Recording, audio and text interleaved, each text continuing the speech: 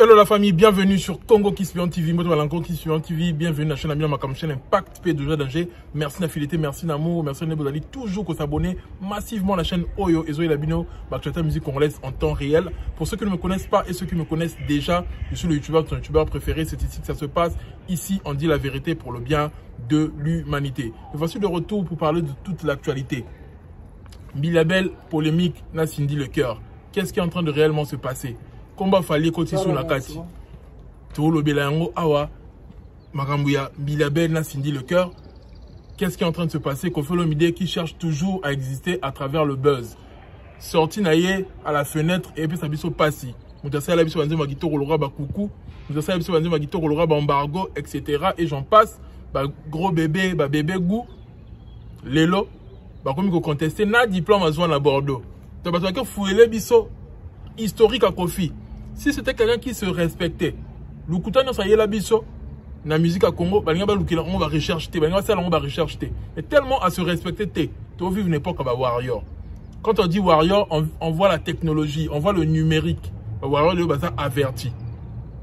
Lélo, tout comme l'époque à VAR. Ça la recherche sur yo, fouiller, vinayo, sur internet et au Samboué. Crédibilité sur le intellectuel et si lion pourquoi? Parce qu'un intellectuel a un oyo a un bon sens, un intellectuel a un oyo a une réflexion azali rationnelle, mais il faut qu'on ait sauvé l'accent intellectuel pas qu'on fait l'homme et ça l'a raté et pousser bah tu vas ça la recherche wana parce que qu'on fait l'homme réflexion na et là c'est vrai que mutu monter à kenabe en classe en malonga y'a ba comme contester na ba diplôme na et yé mo reço na ba preuve ya solo kaza ba diplôme solo ayi la biso ba diplôme ngo ayi lango ayi lango te parce que ayebi que la rana ngo lukuta man que na akosa batu ayi la batu greco alinga misa batu kaza intellectuel pour bana ko zobanze ba français abongo la na lingala et puis c'est intellectuel na musique à Congo alingi soit ke nango ke na tanga na Bordeaux na sa soki ni nango et lelo ayi ko samba pour rien. On va parler de cette actualité. Il y a Werrason qui veut inviter Déplique pour ses concerts, qui veut soutenir Déplique. Il a dit que Déplique a un problème spirituel.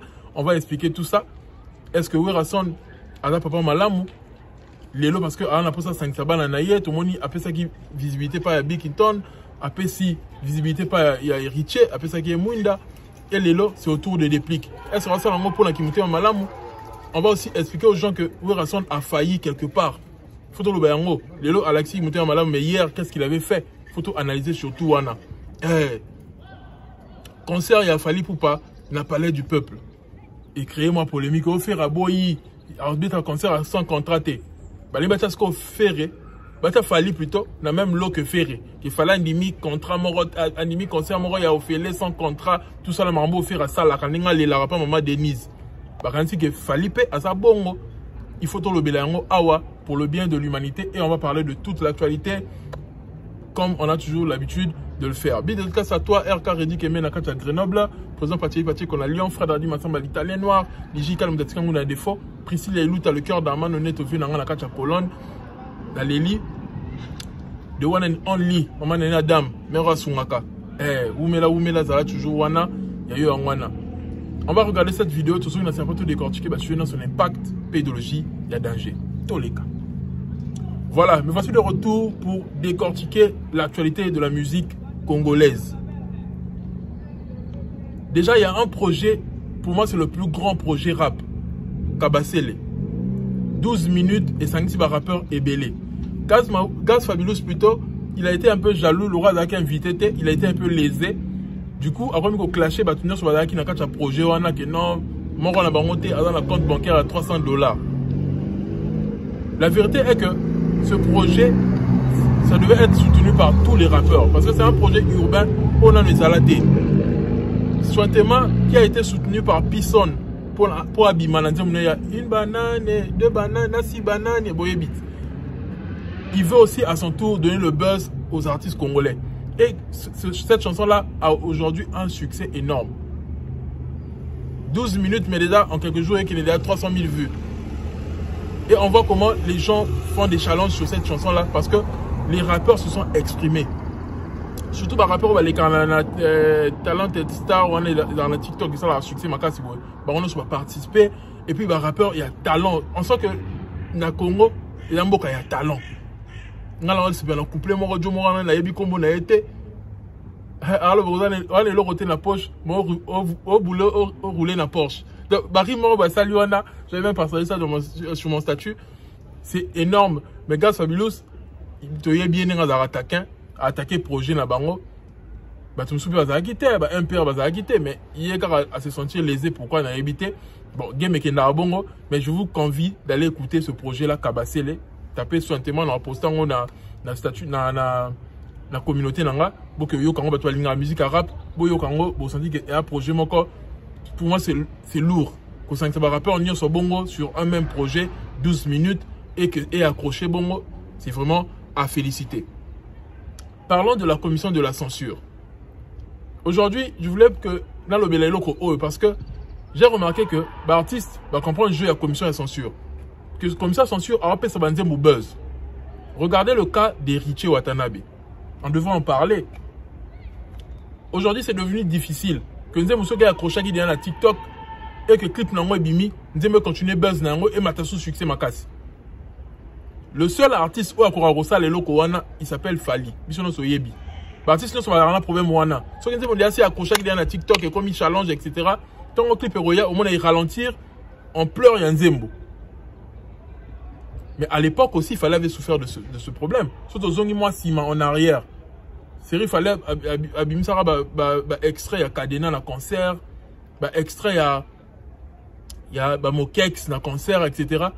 Tant que bimaki y a en version chanson na catch album na ye et connaît même en pleurs té.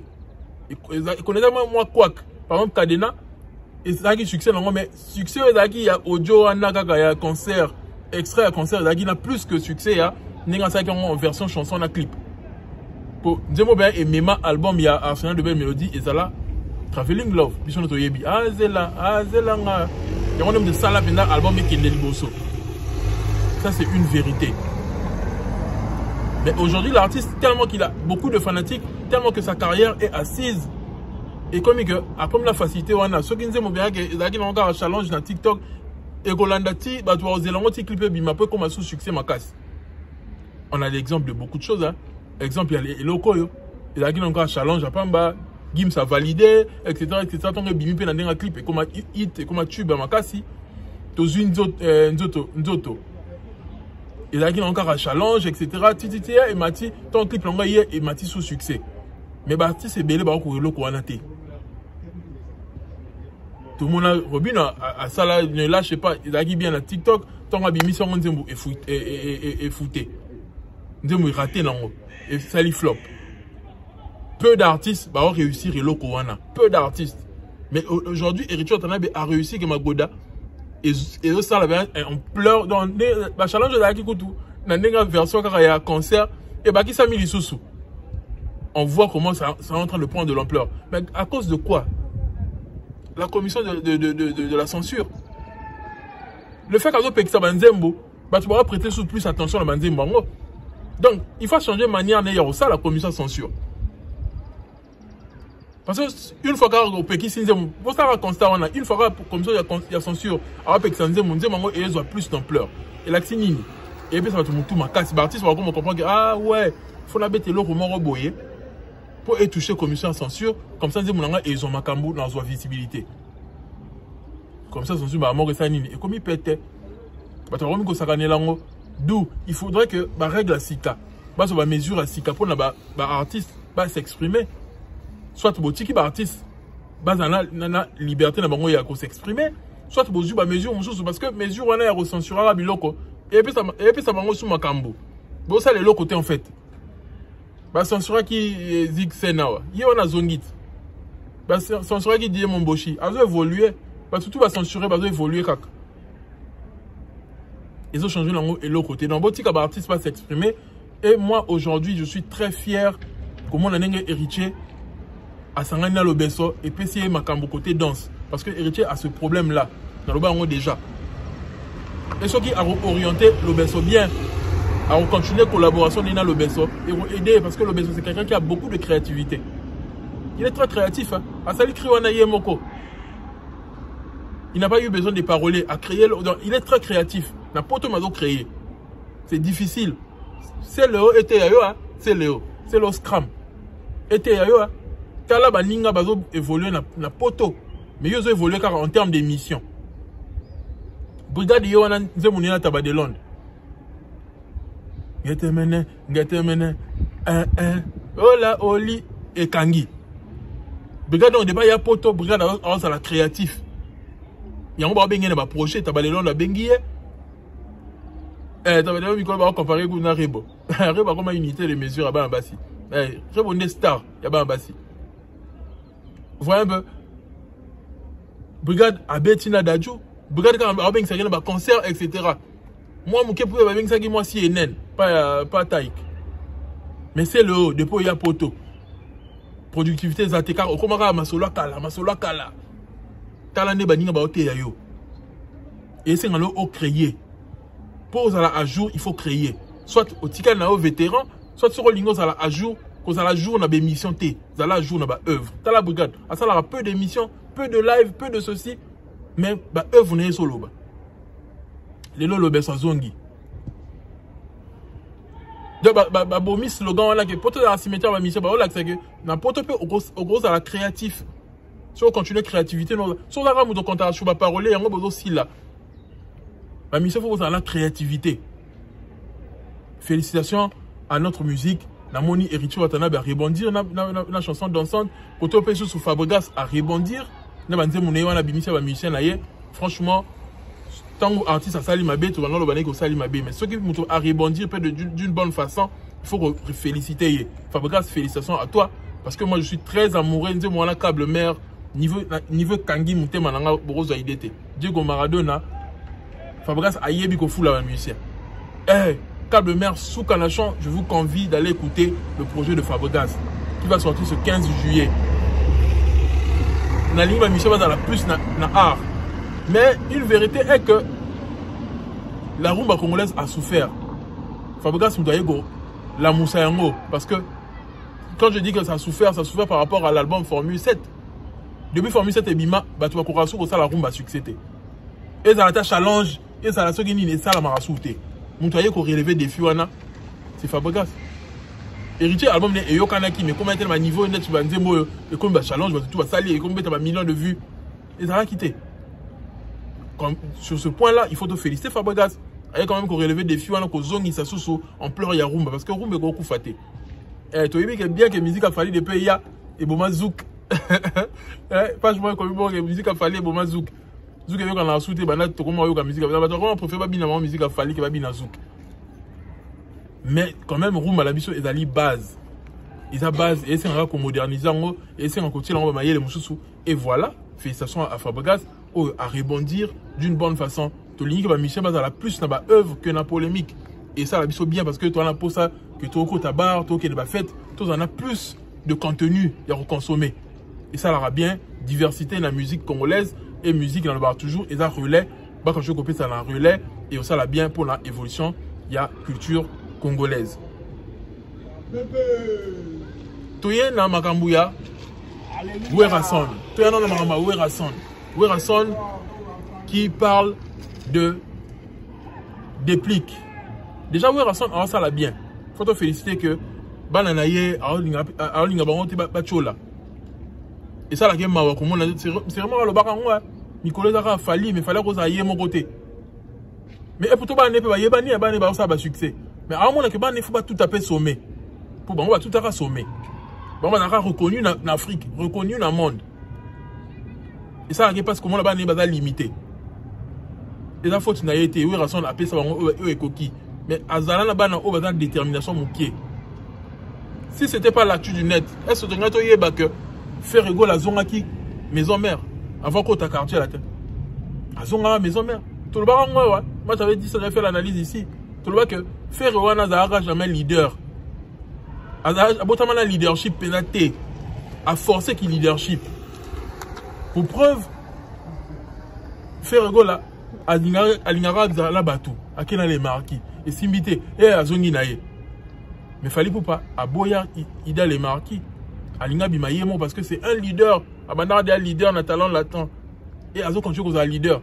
Mais faire égale à profiter de la rodienne de la fali pour exister les lots. Et on a beaucoup de carrière n'est pas bouillé. On a trop sûr on a été. Trop sûr on a été. À comment on s'accrocher plus la polémique. y a un moment qui fait rigoler mikolo na moni ba to bimis ba photo ne faire trichara fali na ba accoutrement etc. Avant la choité. Et la seule façon de exister là mutumo à la sûreté.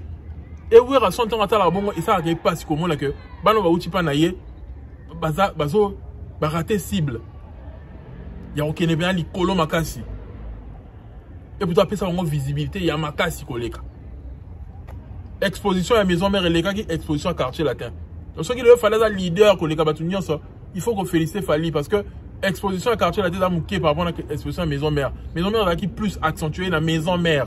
Wenge musique à maison mère qui plus accentué sur Wera santé. Mais Kofi là qui plus accentué Yemoro Kofi. Il y a vraiment dans la quartier latin peu de gens babima. Parce que c'était plus Kofi. Mais maison mère c'était plus l'orchestre. Tout le monde là se démarquer, tout ça bah meki ba carrière parce que c'était plus l'orchestre. Dans Mazam va présenter groupe etc. Donc bah ça plus accent na groupe que na Yemoro la personne de Werason. C'est différent. C'est différent. Et Werason le la monique non, il faut appeler ça ba une visibilité pour à monique formation si la qui de base na lo yenge. Ah bah que ça vraiment sous formation. Mais dans le cas de Déplique, vous voyez, ensemble, côté, on a vraiment Déplique, il a un problème spirituel. Bilan de ma carrière à Déplique. Déplique, il y a qui vent pour pas qui wana que a malheureux Fali, a qui donne une certaine visibilité. Mais bon, Lucas boy tout fait. L'album vous savez quand on a mis en champion Bobomi promotion na yé, beaucoup ko ça les banco à matana podium té. Bah suspension m'a rebellé beaucoup compliqué pour que Fabrica ça longa qui. Botiki en Angola. Il y a une visibilité à Déplique. Depuis qu'ils sont à exister, moi qui exister, mon cœur existé, c'est ses propres efforts. Tu as ça là-bas, bolos, tu as ça là-bas, mobile, ce sont ses efforts. Il y a un problème de spiritualité. Il y a un problème que Moutaragi a allure m'aura bien, bon, stop pas allure naïe. Oui, raison le roi payé par ma spiritualité bien, le roi est mort le bien. Ce qui est yom do kanga spirituellement, c'est que débloquer les lots. Parce que ça ne va pas.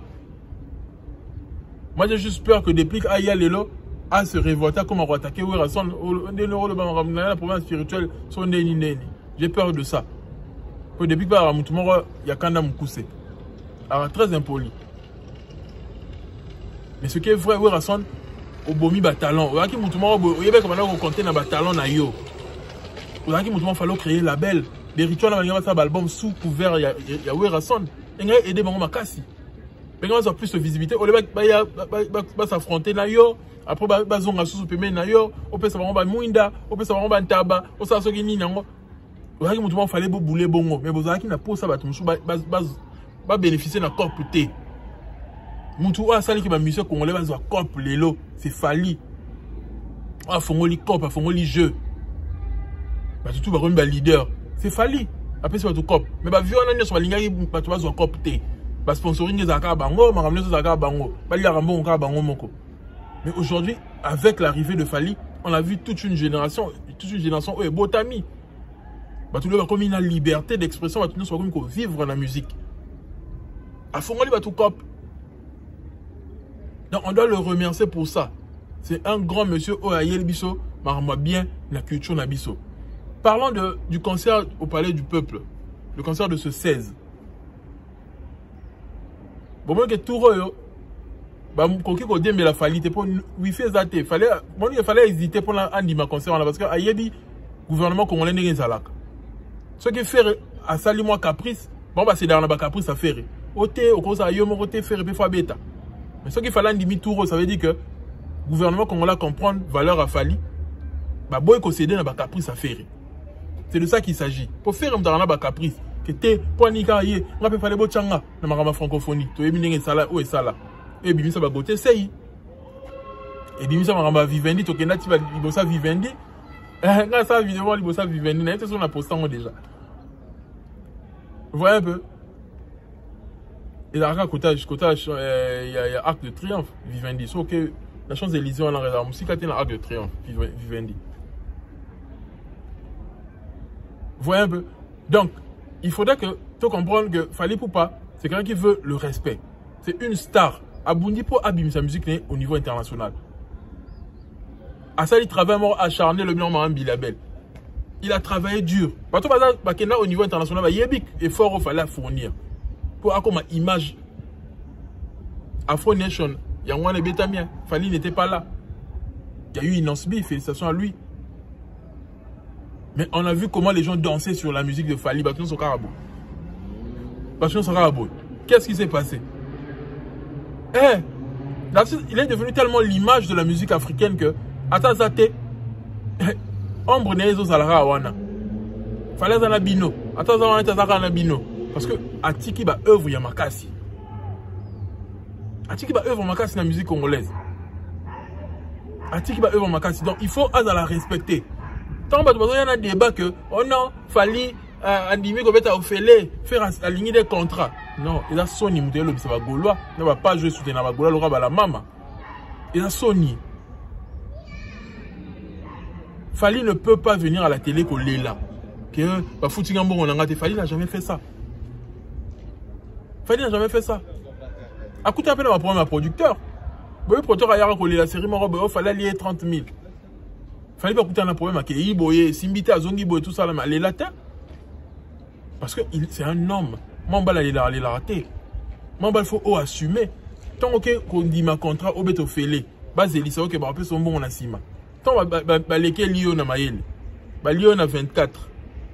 Pourquoi venir à la télé qu'on est la maman Denise? Oh, la maman Denise pour Anine. Maman Denise a tinda qui on dit ma bindime là. Fali c'est un professionnel, il n'a jamais eu de problème de contrat. Jamais. Parce qu'il est entouré des gens qui ont étudié pour ça. Il n'y a que Fer qui a eu des problèmes de contrat. Parce que Fer et moi, sur la place publique, que contrat, tu comprendras un contrat bien, tu sais, ni un album, ni un album, contrat, ça va Sony. Tu comprendras un bien, tu vas revoir en tout ça.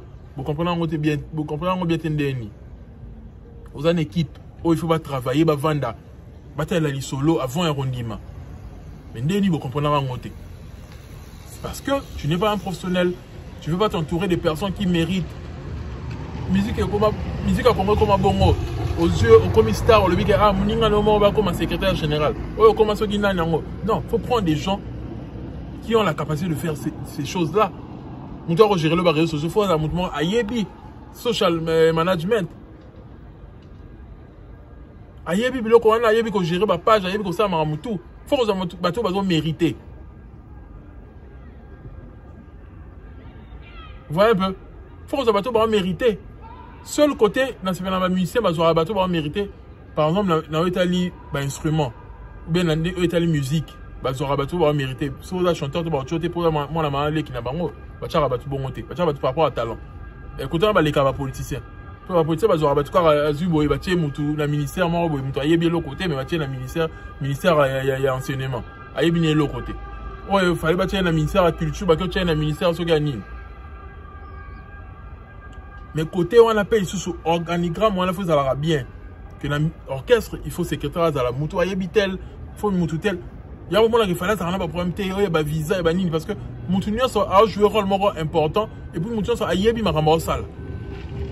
Moutou a géré la gueule vidéo, moutou a géré la gueule marketing, moutou a géré la gueule ce qui est aïe bi nyon so en salle. C'est ça en fait. Eh, moutou a aïe ba salle rôle na hier en fait. Bon, excusez-moi, toi là, bah toi, bon, bah, Italie, là, bon. C'est ça, en fait. Il faut Moutounion soit à ça, la rôle naïe, à jouer rôle naïe bien. C'est de ça qu'il s'agit. Mais chez Ferré, dans le cas de Ferré, c'est pas comme ça. C'est du n'importe quoi. Il y en a à s'embrouiller et belé, tilélo. Alors, quand tu vas s'embrouiller. Alors, bonimo diembe la fali, biso ton dimi contrat, il faut biso contrat, contrat ni faire albit biso sur la contrat lelo. Faire à l'élat, pas foutre le roté, fali ça l'élat le bon. Fali a toujours été payé. Fali prendre un tika manager congolais, bah Joe Nzaya. Pourquoi tika ba David Monso?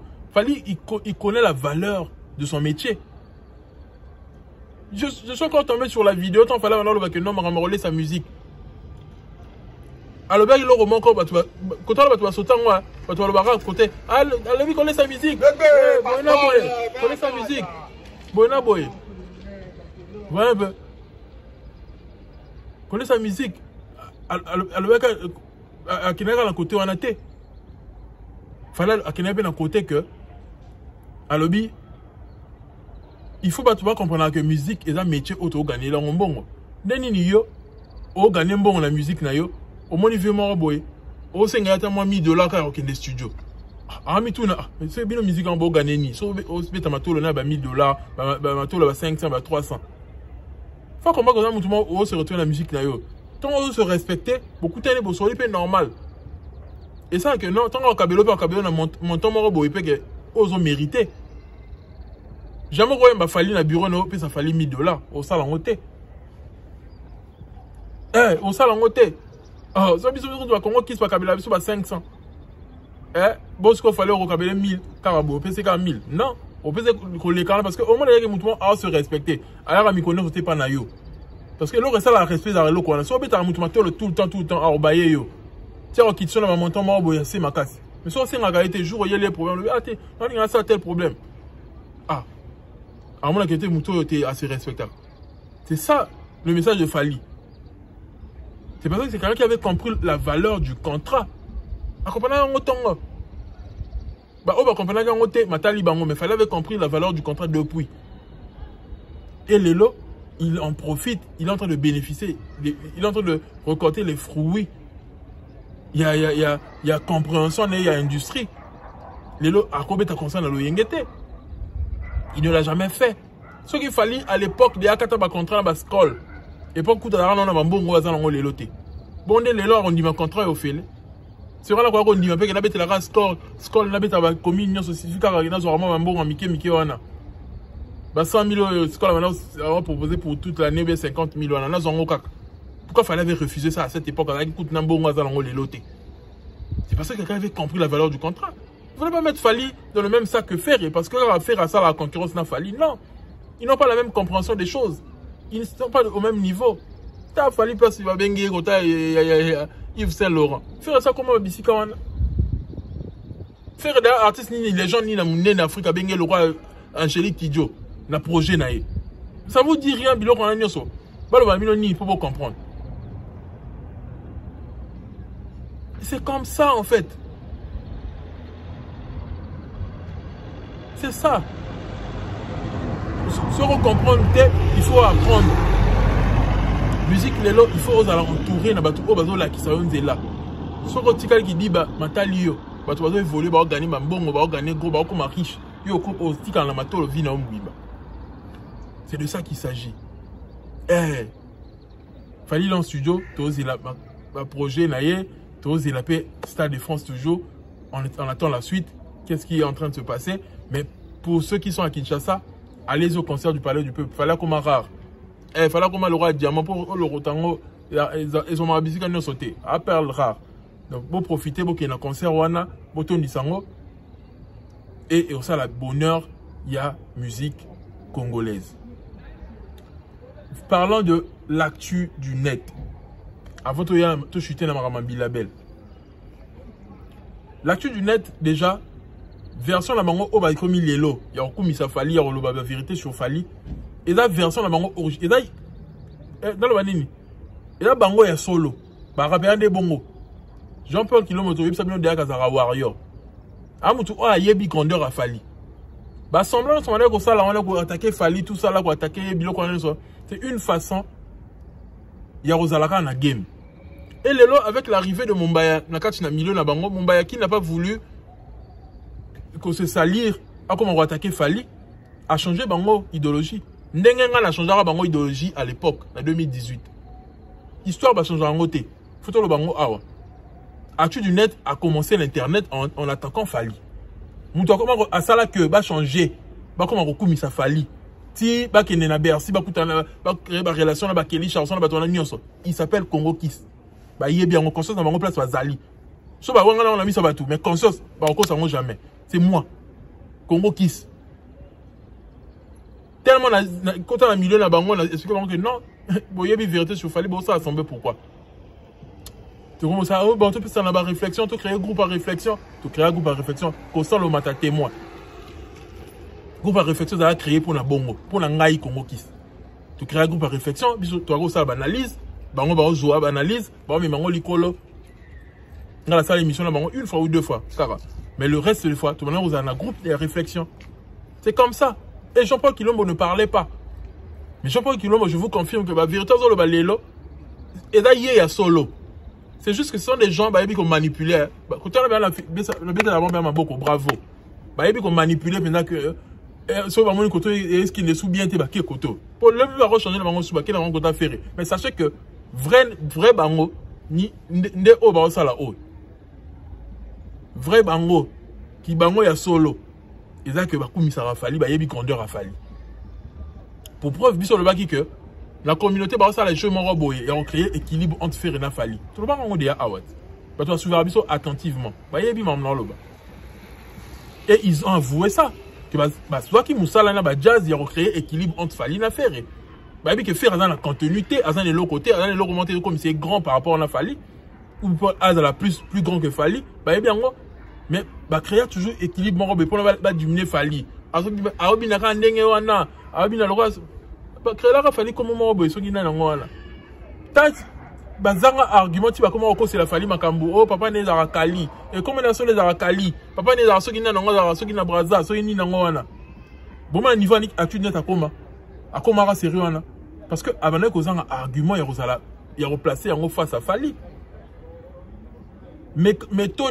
Seule méthode pour la recoumise à faire et qu'on diminue fali et ça qu'on n'a n'engé ya clash parce que n'a n'engé pas argument faire au lobani n'a l'équipe fali na nini t'as le mangamba au loba vérité ba au loba il y a l'équipe fali ana ba tube nini y a un type comme la niveau robin mi comme et les démons ba fanatique n'est pas cause ça cause un grand chanteur yom to yimba danger mais ana manzi m'a proposé ba monter ba fanatique n'est pas cause ça que tout ça belé mais pas ça que ça la monnaie n'était que le fali.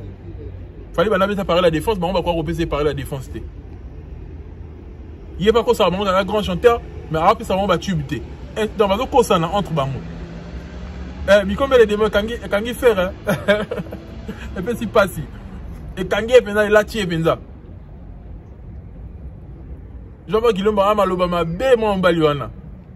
Niveau ça fait un micro non dégâts. Et qui y a solo ya mwana. Qui actuellement n'est pas solo ya mwana ba yebi grandeur ya fali et maintenant ça yebi yango que fali à niveau ya likolo a numéro 1 car na Congo ta numéro 1 ya musique francophone to yebi yango bisonyo so ba ya kana ba statistique ba on doit yana ba chiffre différence en ngala actuellement n'est que ba on ba yana ba chiffre mais ngala yana numérique na communauté congolaise ba ngamo za auto vérifier configuration oh application mo boy la ki sera nini boy numérique wana muta insista sur yango ba chiffre Spotify ba nini Congo Kiss mais ba on ba ya ba on est sur banda makama numérique non ba chiffre ba salle configuration mais ba ya la concrète bon ba ya côté quand que ba on doit y ça la recherche mais biso ce que doit y en concrète là que ça va site ne du OK de vérifier ticket master ba compter ba ticket boy biso to colisser loko wana na ninga communauté mais ba on doit y a na idéologie wana mais muto ka ça ba on idéologie na ba chiffre za kofi.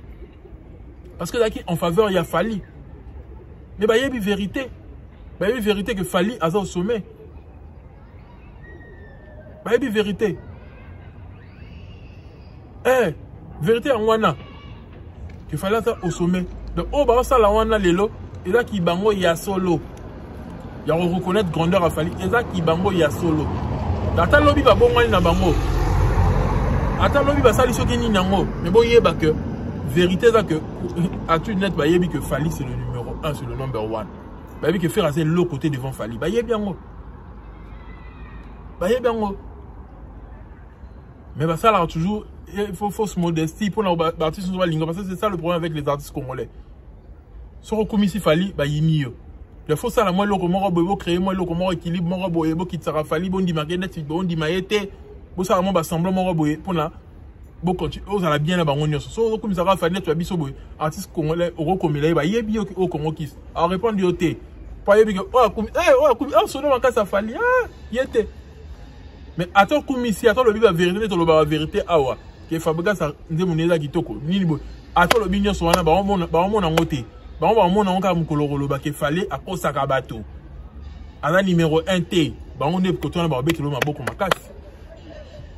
Et Moutala, Azama casse ne l'eau détruire. Et ça, Kofi. Vous imaginez que l'ancien dans son quartier latin, Dans mon ancien mot à quartier latin, à où la vérité.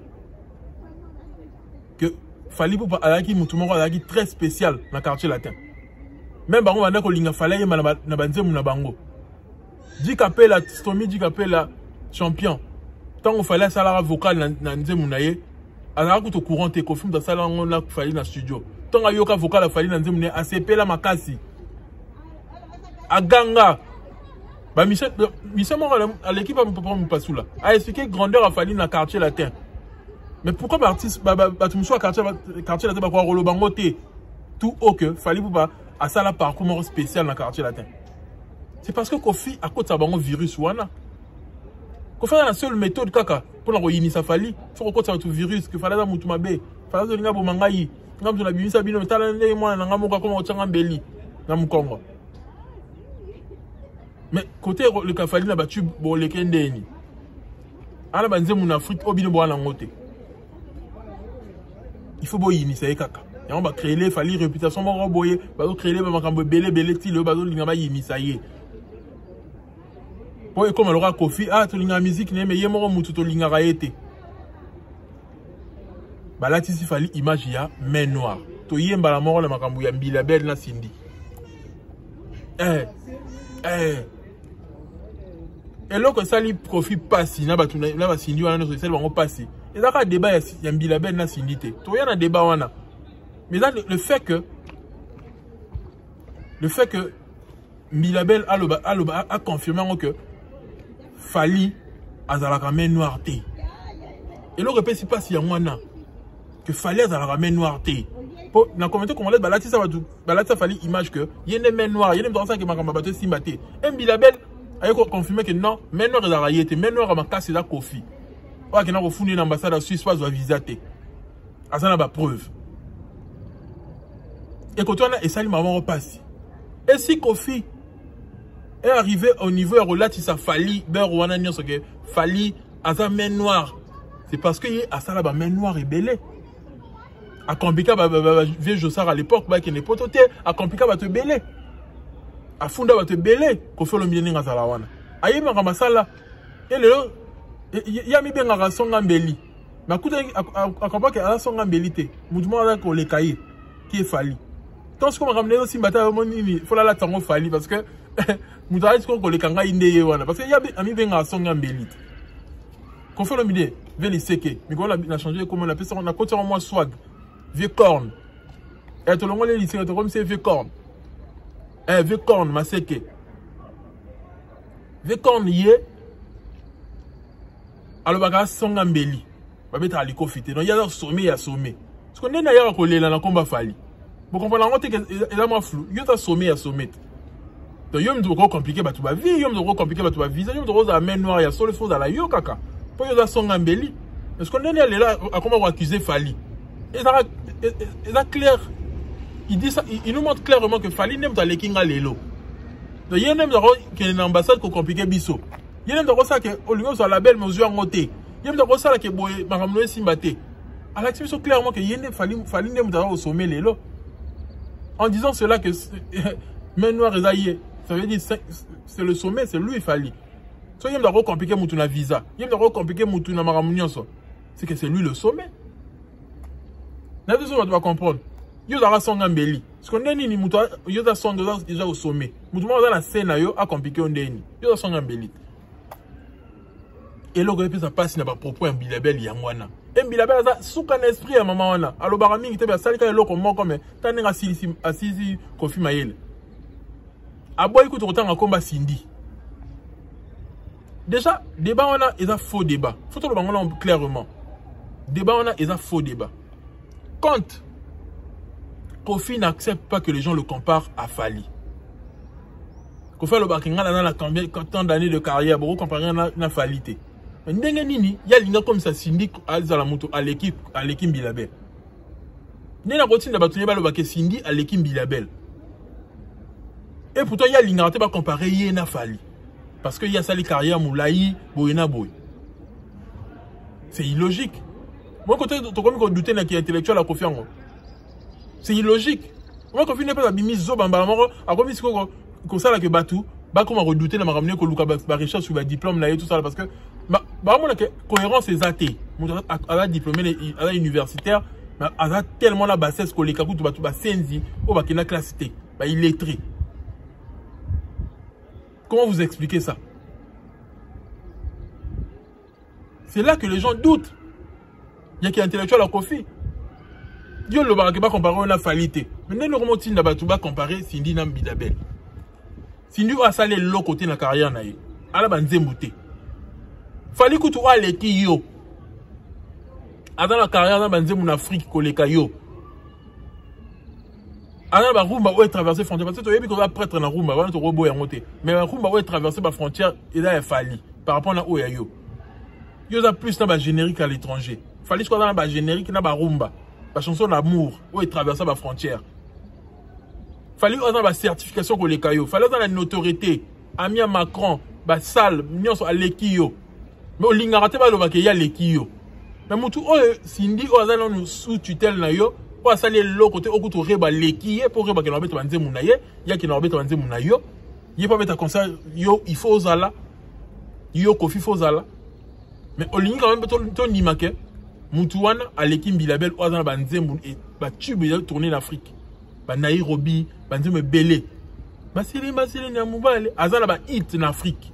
Abeta ba concert ba Tanzanie ba Uganda ton sa ba salle Bilabel. N'ayete Bilabel ma Bilabel prendre azobeta ba salle le roi ba Zénith té. Fa beta moi. Fa beta ba Zénith, fa beta ba Bercy, ma Bilabel a mérité moi. Le producteur ba Charles Tabou, bozo quand même ma Bilabel na maboko.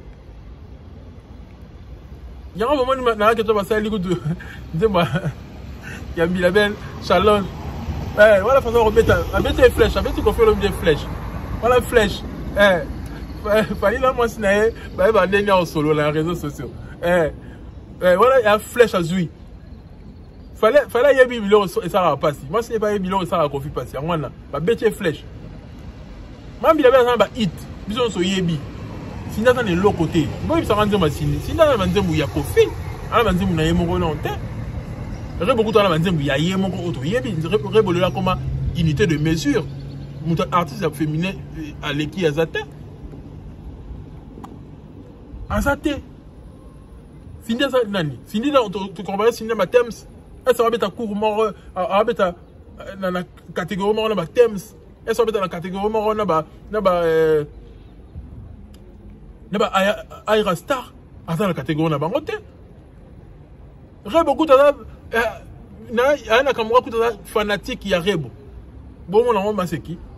Ana kamwa mi benga mama na bango nde reba benga abenga mi benga mama na bango. Et je vous confirme que ana kamwa lela Rebo mabe. Ba Thames bango na Inospi que doit préparer featuring na Thames. Félicitations Inospi. Bango vous doit représenter l'Afrique, mais si Arabe est dans la catégorie de Bango, si même José a l'équipe Cindy, José a l'équipe Cindy, tu know, Roseline Layo, l'équipe Cindy, chanteuse d'Afrique, ça a succès, tu as Bango, mais Cindy, ça a nini. Mais bon, tu face à Maman Bilabel, ou à la chanson à succès. Pour un nini qui m'a ma à Kofi. C'est ça, c'est de ça qu'il s'agit. C'est ça qui m'a ma belle, tout le monde est uni. Qui m'a ma belle Kofi. Et l'autre que ça la passe ici, c'est quand il combat Fali, ne pas l'oublier que Fali a main noire. Quand tu as ce qu'on fait là, la sous bien té. Cindy wana que tu as sous babouchou, mais il avait pas l'oublier qu'il y a dans la babouchou té. À cause ça, ceux qui n'y la salle BBL sur la salle ni non. Il y a une musique est ça que yemba banzembo, qu'on fait l'homme de solo linga Cindy solo. Pesa yemba banzembo. Et puis véritablement il faut pas bosser en la té. Cindy comme il a âge nini. Non, il faut comprendre que musique est un peu par rapport à la tranche à âge. Seuls quelques artistes aux non âge poussé animé, avant le succès le rap jeune, d'être Fali. Fali âge qui est mais alors ça va être dans cours mon corps là-bas. Naba qui est black, naba Nazan, d'être bagarre, on est sur ça la musique place mon corps. Mais Fali papa âge, à quoi aux adias Gassili normalement. Pour âge n'est pas là-bas, pas si, naba P-Square, etc. Vous voyez? Mais normalement, musique est en âge. Musique, tu vas qu'elle est en retraite. Pourquoi il y a Rihanna Koli? Beyoncé est déjà à la retraite. Musique, la football est à Rabongo. Il est en âge. Cindy na âge né à ça sous nini. À comme la 42 ans, 40 et quelques. N'est a retouché banamike. Bah rose le roi modèle T. À comme il y a maman Moubimba, surtout qu'on fait sous année à nous ici. Mais Rebo, à ça, la génération banamike na Nicolo. Ainsi de suite. Bah fou hein, Italie. Bah fou quand on a fou. Bah tu vas sur le mapé quand en Italie, dans ma belé. Pour lui, ça va être ouais, bah. Et c'est comme ça en fait. C'est de ça qu'il s'agit. Cindy, il faudrait comprendre qu'à Koli, qu'on fait comment utiliser combat Cindy, soit utiliser combat Cindy, soit utiliser combat Fali pour exister, qu'on fait combat bon. Mais Cindy, en gros, Bota, est-ce qu'on a commis en gros? Qu'est-ce qu'il peut encore donner? Rien. Rien du tout. Rien du tout. C'est de ça qu'il s'agit. Il faut que le balance conflit la vérité au point de on a moutou. Batika ba grimace soit là que Bilabé non. Bon moi nous avons s'accrocher n'était pas s'accrocher dans maman Bilabé. Pour aller niveau bim ça Cindy Kakake avec grande chanteuse à Congo. Té grande chanteuse on va comme en là-bas œuvre. Pour te considérer Cindy la grande chanteuse sur Ndeni nango à ça là-bas œuvre. À Kende Robert en a que ça concurrence na ba Aira Star. À ça va dire le roi ba Roche, de ça là-bas hit planétaire. À ça là. Bon moi que Rebazo Mata. A comme il a la belle amounene, à son mata, quand tu es comme mata. Mais Cindy, par exemple, il y a que Cindy a danger, la nini. C'est le vide qu'on fait le midé. Donc c'est un vieux, à la haine, mon gars, Yamakasi, à l'ingotique à place T, et comme il y a la bouzoba oyo. Il est en train de sortir par la fenêtre. Non, même pas par la petite porte, il est par la fenêtre. Et puis c'est pas si. C'est tout pour moi, ton youtubeur préféré. Si tu as kiffé, laisse-moi un pouce bleu, abonne-toi, active la cloche de notification en ensemble. Paix sur vous.